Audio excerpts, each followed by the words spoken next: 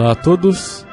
Então, no episódio anterior, nós chegamos à questão de que é importante que nós saibamos como estudar melhor e não simplesmente como estudar por mais tempo.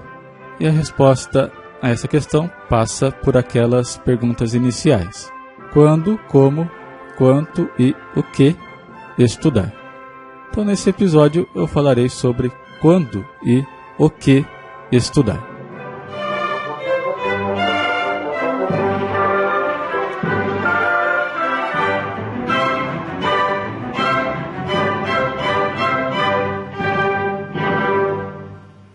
Bom, aqui a gente já entra no primeiro erro básico de grande parte dos estudantes, que é estudar a matéria apenas um dia antes da prova, né? Ou instantes até antes da prova. E o que acaba, às vezes, mantendo esse tipo de comportamento? O que acaba mantendo esse comportamento é o fato de que, muitas vezes, estudando muito perto da prova, o aluno consegue até ir bem na prova, né? E assim ele vai indo até que ele passa de ano. Mas qual o problema aqui? O problema é que ele vai bem nas provas, passa de ano, mas nunca estudou de fato para aprender, ou seja, estudou apenas para tirar boas notas. Na verdade, então, ele se tornou apenas um especialista em tirar boas notas. Nunca estudou para aprender. Portanto, tirar boas notas não é sinônimo de aprendizado. Se a pessoa estudar em cima da hora da prova, ela vai colocar um grande volume de informações no cérebro e, como a prova daqui a pouco, não vai dar tempo de ele esquecer. Daí ele faz a prova, que muitas vezes é somente uma questão de memória mesmo. Então, o tipo da prova, às vezes, também contribui para esse comportamento, mas daí, logo em seguida, o aluno esquece tudo, porque aquela informação foi colocada no cérebro de forma altamente instável, né, desorganizada. Ou seja, aquela informação não foi armazenada no cérebro de forma permanente, mas sim temporária. Então essa é uma das grandes armadilhas que os alunos acabam caindo. Então, se você não quer apenas tirar boas notas, mas também se tornar mais inteligente, você precisa trabalhar no processo de desenvolvimento da sua memória permanente.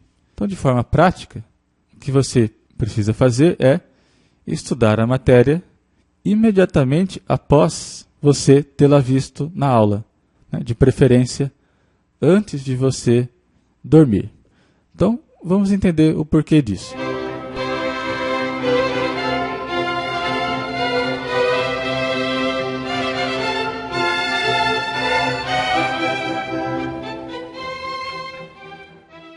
O nosso cérebro possui estruturas que são responsáveis pela memória de curto prazo e de longo prazo.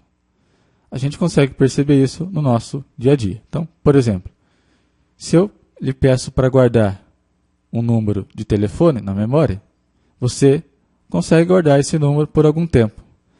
Mas daí, se você for fazer alguma outra coisa e se distrai, é bem provável que você se esqueça desse número. Por outro lado, se eu perguntar o endereço da sua casa, você provavelmente conseguirá se lembrar sem muita dificuldade, porque essa informação já está na sua memória de longo prazo. Então a gente consegue guardar informações na nossa memória de curto prazo com muito mais facilidade do que na memória de longo prazo. Mas a memória de curto prazo também pode ser apagada com muito mais facilidade. Então, para que uma informação vá da memória de curto prazo para a memória de longo prazo, é preciso um esforço muito maior do cérebro, porque ele precisará passar por alterações físicas, por exemplo, reconfigurações das conexões neurais. Por isso, a informação que a gente vai recebendo no decorrer do dia não vai diretamente para a memória de longo prazo, mas sim para a memória de curto prazo, que é uma memória instável. Daí, quando a gente vai dormir, é que ocorre essa transferência da memória de curto prazo para a memória de longo prazo. E essa transferência exige esforço do cérebro de reconfiguração das nossas conexões neurais. Então, por isso que dormir também é importante. Mas, é claro, nem tudo o que está na memória de curto prazo será gravado de forma permanente na memória de longo prazo. Agora, o que determina, então, aquilo que será descartado e aquilo que será armazenado? Essa decisão é tomada com base na carga emocional associada àquela informação que você armazenou de forma temporária naquele dia. Então, por exemplo, quando você recebe uma informação de forma alegre, né, ou até mesmo triste, a emoção associada a essa informação fará com que essa mesma informação, né, durante o momento que você dormir, seja gravada de forma permanente. Por outro lado, se você recebe uma informação de forma indiferente ou tediosa, é muito provável que essa informação seja descartada posteriormente, porque o cérebro vai julgar que essa informação não é muito importante. Qual o problema aqui então? O problema é que, primeiro, as próprias aulas são tediosas. Mas é claro, a gente não pode jogar toda a culpa nos professores. Por quê?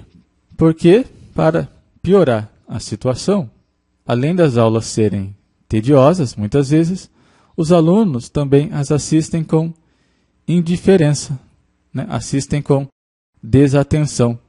E uma coisa acaba alimentando a outra.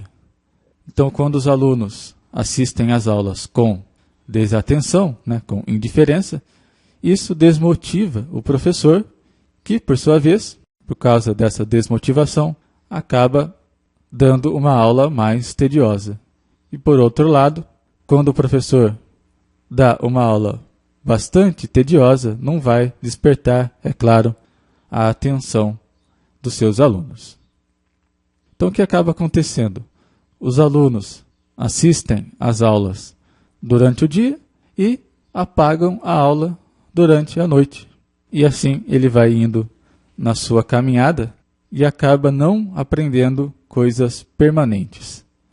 Bom, então o que a gente pode fazer enquanto alunos para que isso não aconteça, né? Para que tudo aquilo que a gente assiste de manhã, né? Todas as aulas que a gente assiste de manhã, não sejam apagadas do nosso cérebro. Então aqui a gente volta lá para o início da resposta que foi dada, que é a questão de quando estudar. Então a gente deve estudar todos os dias. E o que estudar? Os assuntos das aulas daquele mesmo dia, de preferência antes de você dormir. Então, por exemplo, hoje você teve aula de matemática e história. Então, quando você chegar em casa, você vai estudar aquele conteúdo que você viu durante as aulas desse mesmo dia. Então, todo dia você vai fazer isso. Então, quando você faz isso, né, estudar no mesmo dia da aula, o mesmo assunto que você teve na aula, você está dando importância, né? Está dando destaque àquela informação. Você está avisando o seu cérebro, digamos assim, que tal assunto é importante. Daí, na hora que você for dormir e o cérebro for fazer aquele procedimento de vasculhar a memória de curto prazo, essas informações terão chance muito maior de serem armazenadas de forma permanente.